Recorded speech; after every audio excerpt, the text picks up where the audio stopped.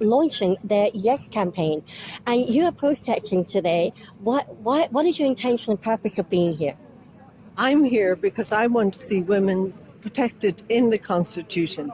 And the National Women's Council do not represent all women, and in fact they don't allow women join who they choose, who don't represent what they want, and therefore they don't represent all the women of Ireland. And I'm here to show there are women in Ireland who feel very strongly that we want our name kept in the Constitution, kept in maternity hospitals, that women deserve that recognition. We fought long and hard for it, and it's necessary. Why are you so adamant about the importance of keeping women within the Constitution? Because the women being recognised in the Constitution was meant as to be an honour, to recognise and honour the importance of women, not enslavement as it's being put to us. And unfortunately, I'm not good at Gaeilge, but I did read recently that if you have the original Irish and translate it, it is actually very supportive of women. So I think that needs to continue, and especially young women, young people so much are under attack by ideologies and by different pressures, and they don't know what to believe and what to go with.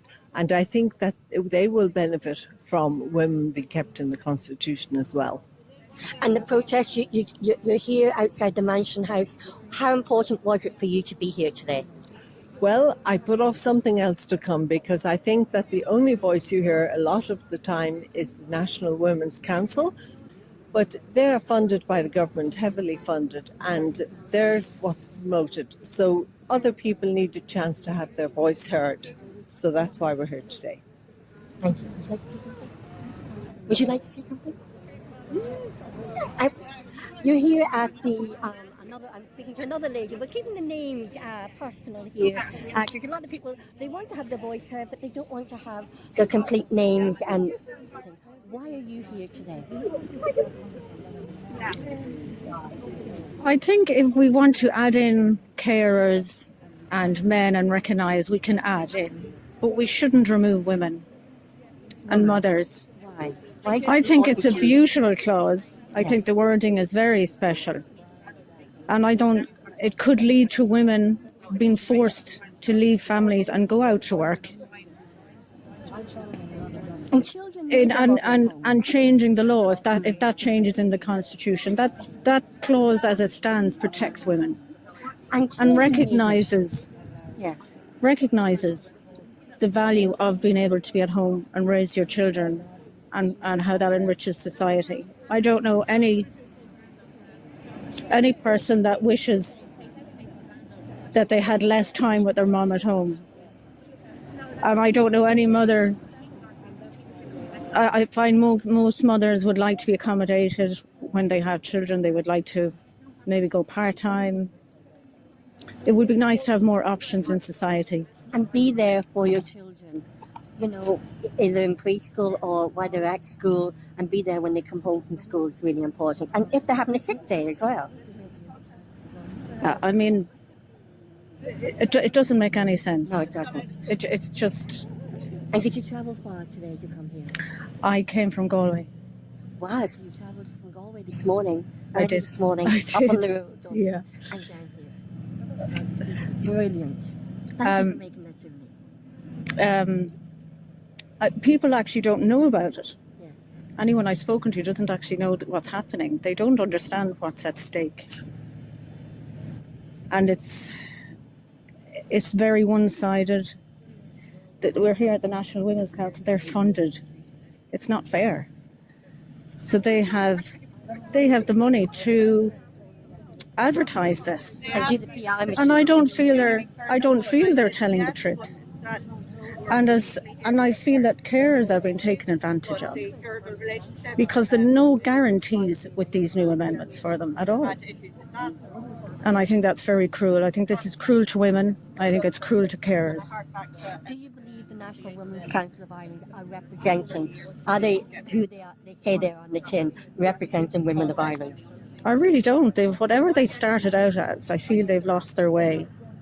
And when we heard Roderick O'Gorman saying that NGOs, would have to explain why they wouldn't support the referendum, and that feels very authoritarian. and I feel that surely that's illegal. How surely the government in a referendum needs to give equal to the yes and the no. They need to show both sides of any argument. A minister of children who has no children and is a man preaching to women. And Well, he should be removed. He should be. I wouldn't even look for resident. He should be removed. Yeah. thank you so much. And travelling all the way up from Galway. Good woman. I am now here with Irish Women's Lobby and with Helen Dykeman. Helen, you are here outside the Mansion House with the National Women's Council of Ireland are launching their Yes campaign. And this is a protest. Why is being here at the protest outside the Mansion House important to you? It's very important to me because I believe the National Women's Council of Ireland and indeed government is misrepresenting what our constitution says.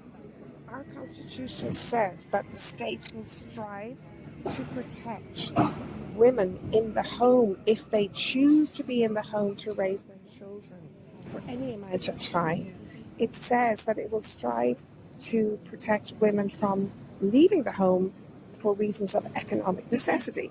That means that a woman should not have to put her child in outside care in order to go to work, in order to pay the bills, if she doesn't choose to, and if she doesn't think that's in the best interest of her child. And that's important, the best interest of the child. And children need their mothers. Children absolutely need their mothers. Our worry in the Irish Women's Lobby would be that removal of this protection could actually allow the state to deem mothers eligible for work, and irrespective of the age of their children. If childcare is made available by the state, why would they be obliged to pay child benefit if there's no provision in the Constitution? Could this be a threat to child benefit? And child benefit is incredibly important for women of all means, not just women. There's women who rely on it completely. There's women who don't rely on it financially, who may not pass a means test, but who need it. They might be in coercive control situations, domestic violence situations. That money, they need that money separate to abusive partners, possibly. It's incredibly important for women, and I would worry that that could be taken away if this constitutional amendment goes forward. And that's why I'll definitely be calling for people to vote no, to disallow that. I do believe this is a threat to mothers. If changes are to be made to the Constitution, it should be that both parents should be supported. Mothers and fathers need to be supported by the state, not forced out of the home under the economic necessity, if they want to raise their children at home. And another important issue for me, especially as a woman who was parenting alone after divorce and separation, is an awful lot of lone parents and women parenting alone. You know, they don't have a choice. Some of them have to be at home to look after the children. The children have no one else, especially fleeing domestic violence. The children have no one else but their mother to be at home for them. Yes, and they must be supported by the Constitution, by law to do that. But the legislation will never catch up if we remove this provision from the Constitution. That support is sorely lacking at the moment, as we know. Well, and how important was it for you to be here today outside the Mansion House? It's incredibly important because I believe the messaging on this referendum is actually not just disingenuous, it's dishonest. We're hearing from the National Women's Council that the Constitution says a woman's place is in the home. It says nothing of the sort. As Senator Michael McDowell, former Attorney General, will state over and over again, the Constitution does not say a woman's place is in the home. And Orla O'Connor of the National Women's Council of Ireland has said in the Irish Times that the Constitution is keeping women in the home when she is not in the home, when none of her colleagues in the National Women's Council are in the home, when none of us are in the home, when most women in the country are working outside the home. But many, many women need to be in the home for whatever reason, whether it's their own wishes or whether it's necessity, whether they're parents of vulnerable children, autistic children, or just they want to raise the children themselves. They need to be supported in that. You can answer this if you don't. I can edit this out if you don't. But what do you think the agenda is behind this referendum?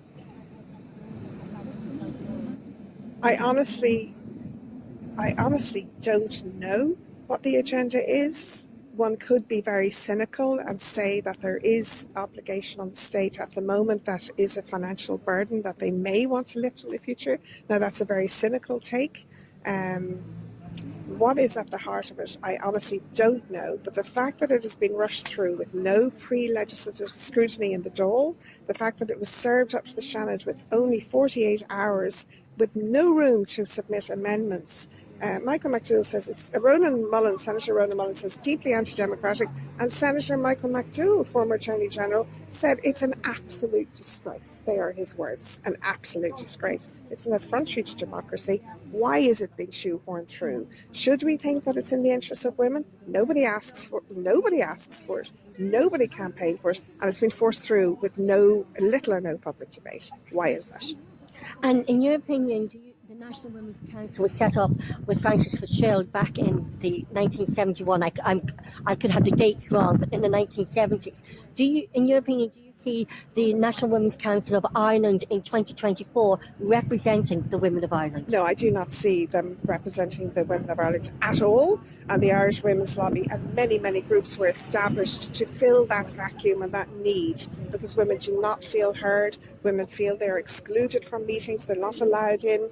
Many women were excluded from their AGM, and this is a public body funded publicly to represent women, and yet many women are actively locked out, and they don't want to hear our views, and our view, many women's views now, as survey after survey show, that if given the choice, women would like the opportunity to raise their children at home, and indeed men would like the opportunity to raise their children and children want their mothers when they come home from school. Children want a parent in the home for sure, and the state needs to support that. And study after study will show that children do not fare well it being raised by strangers in creches, state-run creches, private creches, whatever they are. Children fare better at home, and if people can afford it, parents can afford it, it is optimal for children and for families.